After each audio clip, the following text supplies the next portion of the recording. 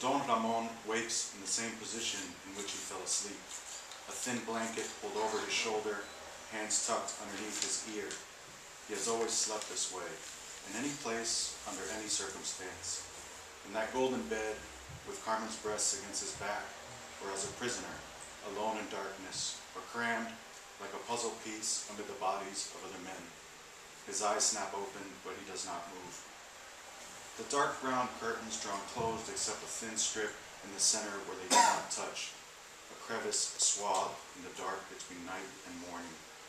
He lies and stares, waiting, noting the pulse of the neighborhood where he has made his home. It is a long time before he moves. Watching the color of that small strip turn from dark to light, he feels himself becoming smaller than what he is, wilting down inside his thoughts, as if not in his body but aware of it. He does not count the minutes or the hours so much as the occurrences elapsing. A gate rattles closed, a car starts, farther away, the rumblings of the main avenue, a truck goes by, a rooster calls in its wake. He is aware of these things, blinking occasionally as if to acknowledge their existence. But there is something else too, an instrument that keeps him tethered, receding. It is a voice, familiar yet distant, a pattern conjuring for him all at once the folds of his life. In it, his grandmother cuts flowers from a burlap bundle. There are the echoes following the orders to fire, explosions shattering the mold of a day paralyzed by heat.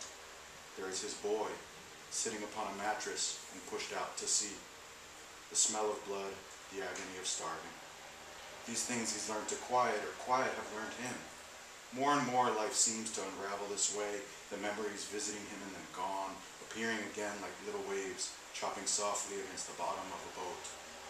There's the sensation that the memories exist, going on, and that the voice will continue, perhaps for eternity, whether he hears it or not, like a radio frequency, or an old friend one hears and ignores and listens to again.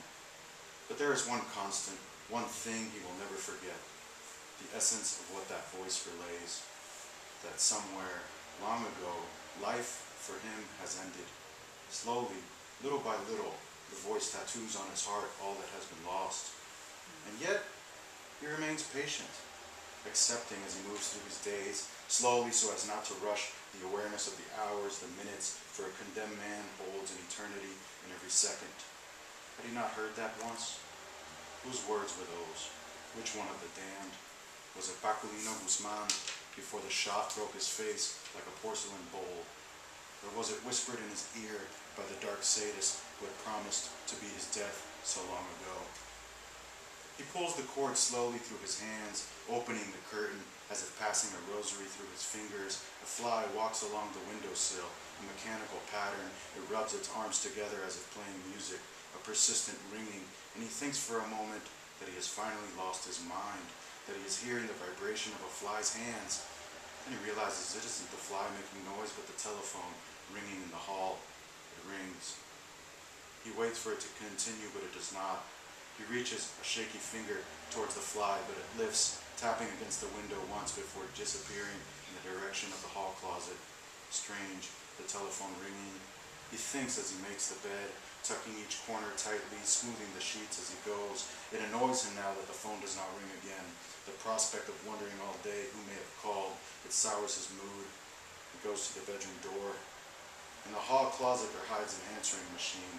His son, Javier, had given it to him before they left, when they moved to that world 50 miles away. "We can't just drop by any time now, Papi," his son had said. "It's not like we'll be around the corner." "When do you drop by even now?" He gave the answering machine 1 week before he unplugged it. It seemed each time he reached the ringing phone, the recording would begin, and the messages were of his own confusion barking back at him.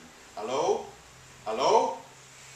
On the wall above the phone is a crest of his homeland. Beneath it is a picture of Javier and himself. They are sitting on a patch of grass before a wall made of coral. It was taken in front of an office of a motel where they had stayed after they arrived. Javier is uncomfortable, his mouth drawn slightly open, a lip curled so that his upper teeth are exposed. His pants are too short. You can see his shins and ankles above his shoes. His eyes squint. It seems at any moment they will burst into tears, but he is holding them for that photo. Don Ramon is not smiling. He is on one knee. The grass is wet and his pants darken below the thigh. He holds the boy closely around the waist. It is the oldest picture that he owns. Thank you.